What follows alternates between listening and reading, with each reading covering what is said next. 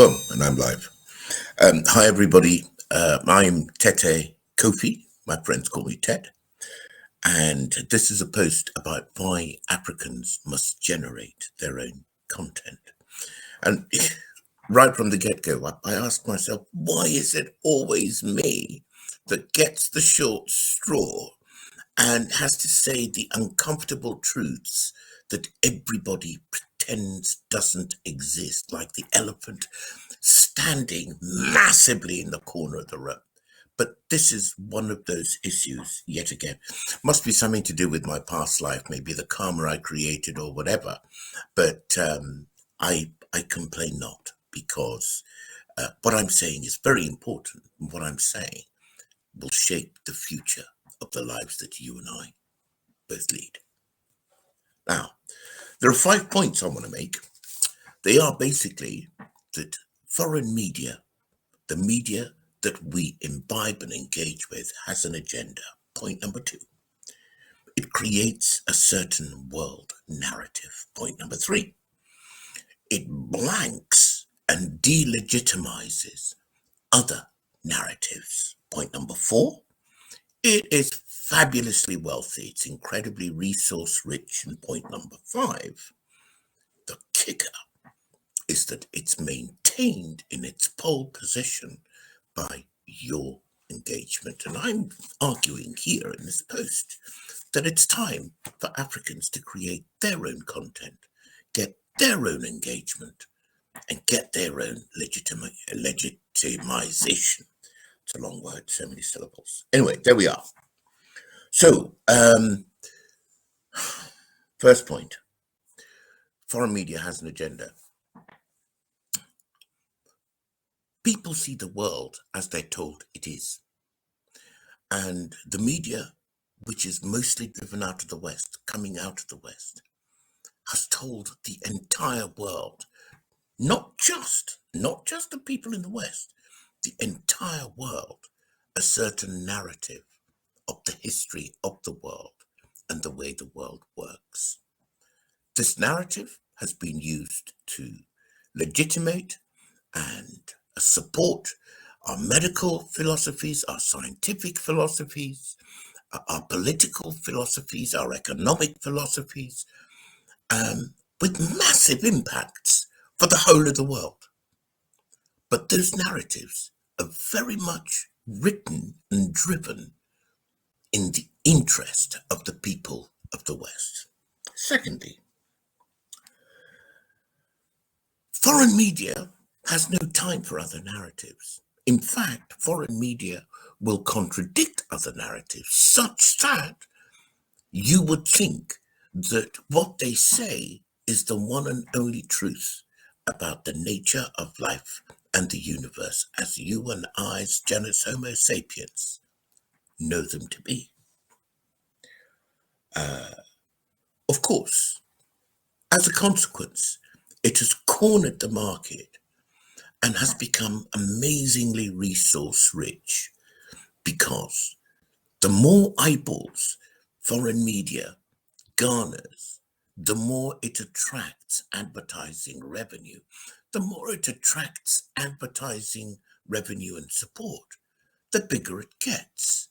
The bigger it gets, the more staff it can hire, the better technology it can use, the more sophisticated its editing capabilities and so on are, the more and the deeper the content that it can generate. It can bring on board experts and so on to really kind of analyze the information that you want to be analyzed by the media that you imbibe. And so it becomes a self-fulfilling prophecy that because of your eyeballs, foreign media becomes ever more powerful and ever more skewed in the way it relates its viewpoint on the world. Now, what I'd like to remind everybody, and this is one of the huge elephant in the room moments, is that how Western media deals with other voices is very subtle. What it does is it's devastating. And what it does is that it does nothing when other people speak up. So if you go on the social platforms, YouTube, Facebook, Instagram, and so on, you will find that there is a shadow muting of different narratives, particularly African narratives, as if they don't exist. And again, by the reverse snowball effect, people think that those points of view don't exist. So that when people like me rock up and present those views, even my own constituency believes that, well, this is not a voice to be listened to. Why? Because it's just been conditioned to take instructions, take content, and pay attention to foreign or, at any rate, non-African media. So it's actually quite disheartening, because you will find that the only African voices which are raised are those which are conveniently raised for the Western and foreign powers. You will find that the people who are kind of raised up are almost presented as the controlled opposition. It was Joe Stalin, Russian leader, who came up with the idea of controlled opposition. He said that there is absolutely no problem whatsoever with having an opposing voice so long as I control it.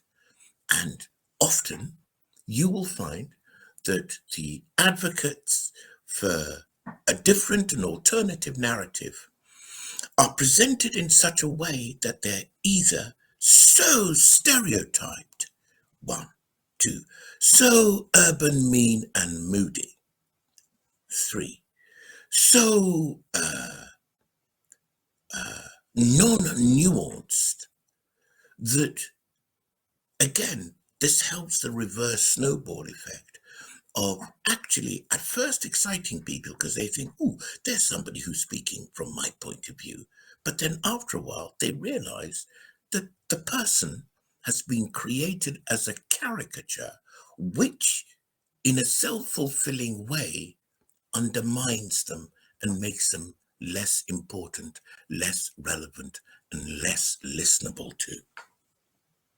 So ultimately, the question of engagement, the question of rather of legitimization, is driven entirely by the matter of engagement. I'll tell you. Today's the 23rd of September, 2002. Arguably the greatest African of modern times, Kwame Nkrumah, the first president of Ghana, was born on the 21st of September in 1909. That was 113 years ago. Kwame was talking about the African personality. One of his nicknames was Kwame Nkrumah Showboy. He spoke with a flagrancy and a naturalness and an authenticity that anybody who listened to him just got his message. Years later, there have been others, like Bantu Stephen Biko, a person who I admire enormously.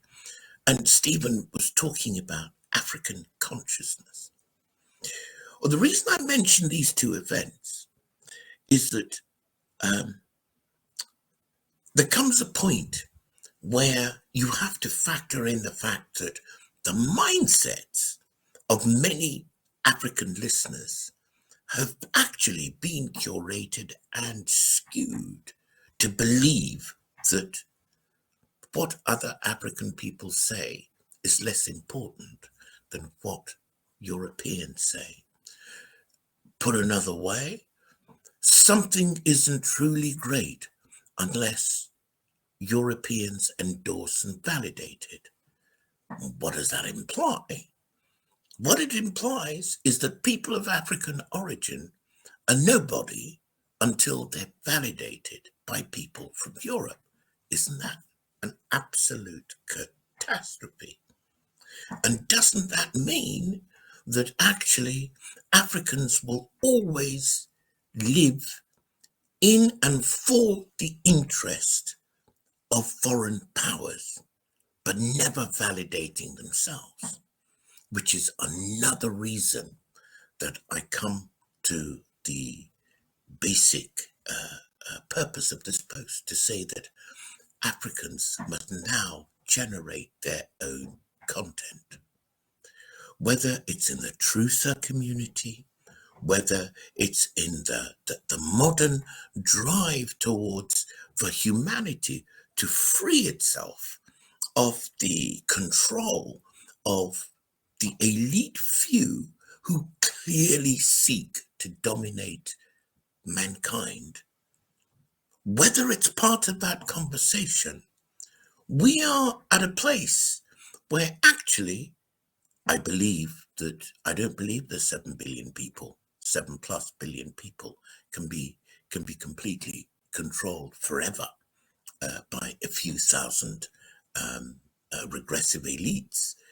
But we are at a place where even the elites will be seen off, and we will still revert back to a racist narrative and a racist view of the world. This is something that's so important. If we spend our time liberating mankind, Kwame Nkrumah said that the liberation of Ghana is meaningless without the liberation of Africa. I would say the liberation of mankind is meaningless without the liberation of Africans and their minds. And so I'll keep it short. I'll end it here. If you see African content and you are unable to engage with it, then you must ask yourself why. Because I see content created by other people which is so humdrum, which is so shallow, which is so vulgar, although of course there are also brilliant content makers that I really endorse and I'm enriched by, who aren't African. But the standard of quality isn't the reason why Africans don't have a voice in content creation. They don't have a voice in content creation principally because Africans have been taught to look away from African content creators and to look towards either Africans who are creating content in the manner of or aping European, certainly non-African content creators, or just frankly sharing content produced only by people who don't come from the continent.